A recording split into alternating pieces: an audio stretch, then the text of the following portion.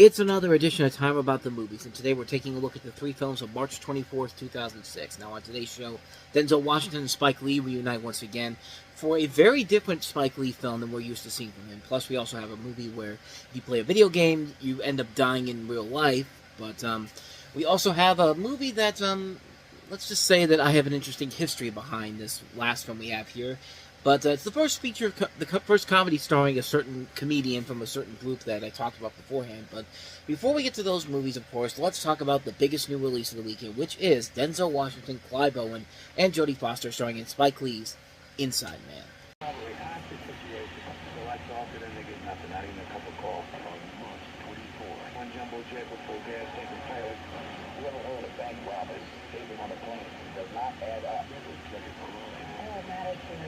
A little bit above the pancreas.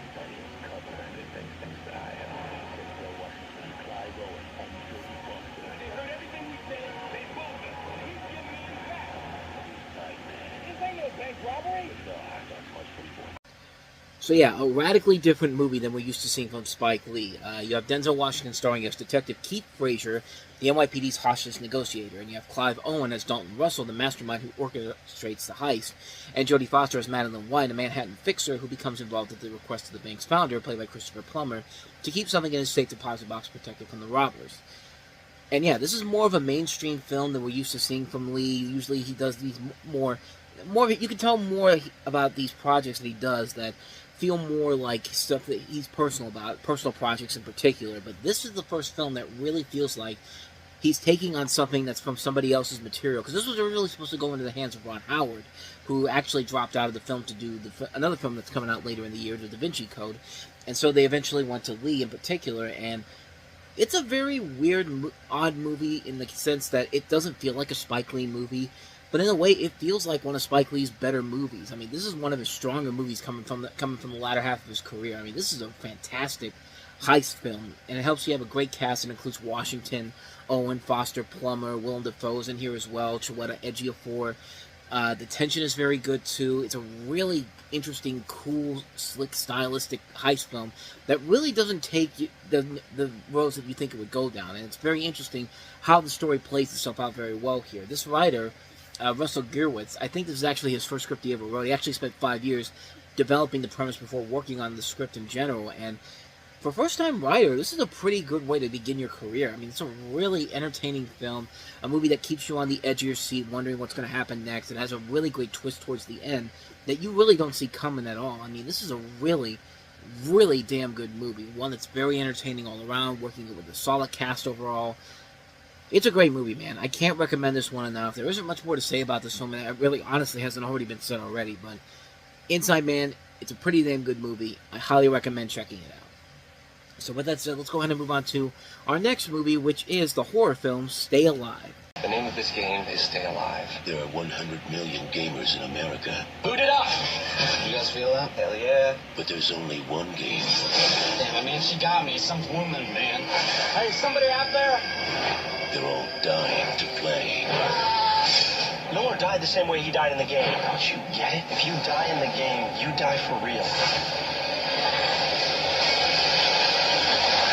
Stay Alive. PG-13 starts March 24th. Clearly made by somebody who was sick and tired of everybody laughing at them for saying that video games causes people to kill people.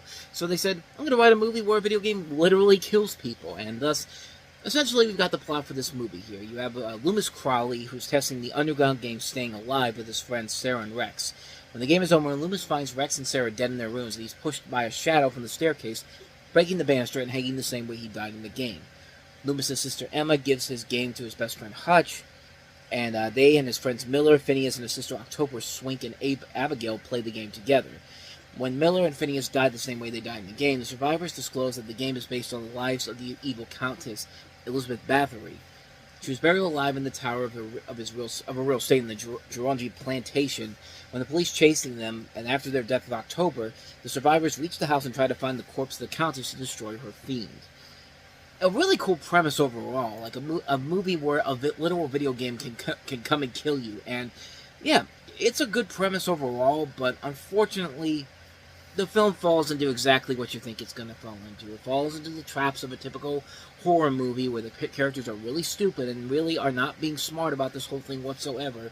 And of course, they have to suffer the consequences for it. And it would help if this director who did this made better movies and maybe showed signs of a potential future that he had. But nope, this is the same director that gave us the classics, The Devil Inside, Brahms the Boy 2, as well as The First Boy, Orphan First Kill. So yeah, that's pretty much a sign that this is not going to be a good movie right off the bat. And what's really real about this movie is that this is actually the first film released by Hollywood Pictures, who actually fell out of the studio scene 5 years prior to this. And I guess this was kind of their start to like relaunch this as kind of like the new Rogue Pictures, like at Universal. But of course, that didn't work out so well. The movie wasn't a big hit in general in terms of the box office, but it did eventually go on to have a cult following, mostly because I think the premise still is a really cool idea. It's a really cool idea, just a bad execution overall. It falls into typical territory that we've seen with stories like this.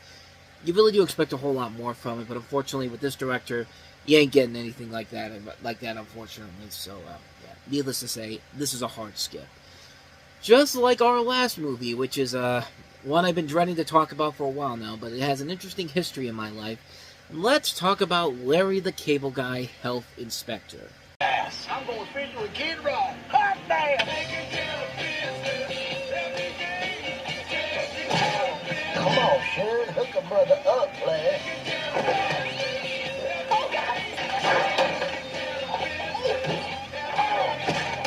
Come on, son. You've defiled and violated the very citizens you've sworn to protect. Now that sounded dirty. Larry the Cable Guy, Health Inspector. You're gonna believe this, but there's a snow cone vendor out there not wearing a bra. Is that a violation? No, but it makes me want to get a snow cone. So yeah, I've been hyping this one up for a little bit because this was one of my biggest earlier reviewing regrets back in the day. The story, of course, is that you have Larry the Cable Guy starring as a municipal restaurant health inspector, because if I need a health inspector, it needs to be Larry the Cable Guy. Am I right or am I right? But anyway, he's assigned a new rookie partner after recklessly closing restaurants for code violations by his boss, played by Tom Wilson. Together, Larry and his new partner, Amy, must work to solve a series of food poisonings at four-star restaurants. So this came and went. And I liked a little bit of blue collar comedy, but I liked the blue collar comedy tour movie. I watched the show on the WB. I thought Larry the Cable Guy was an entertaining person, so naturally I was kind of interested to see this film, and I came out enjoying it. And then when I did my review on talking about the movies in high school, I said something that I completely regret now, 20 years later, and I can't believe I'm going to repeat this again, but I liken this movie to, of all things, the Naked Gun movies. Just even thinking that again and saying that again right now just made me... I'm embarrassed that I said that. I'm really embarrassed that I said this was up there with the Naked Gun movies. I mean, the Naked Gun movies are my favorite comedies of all time. I mean, I should have known better back then. I was 17 years old. I mean, like...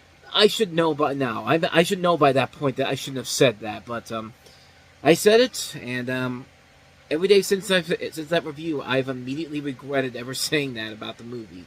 And not to say that the movie, I didn't hate the movie. I didn't like the movie. I liked it. I thought it was fine for what it was back then.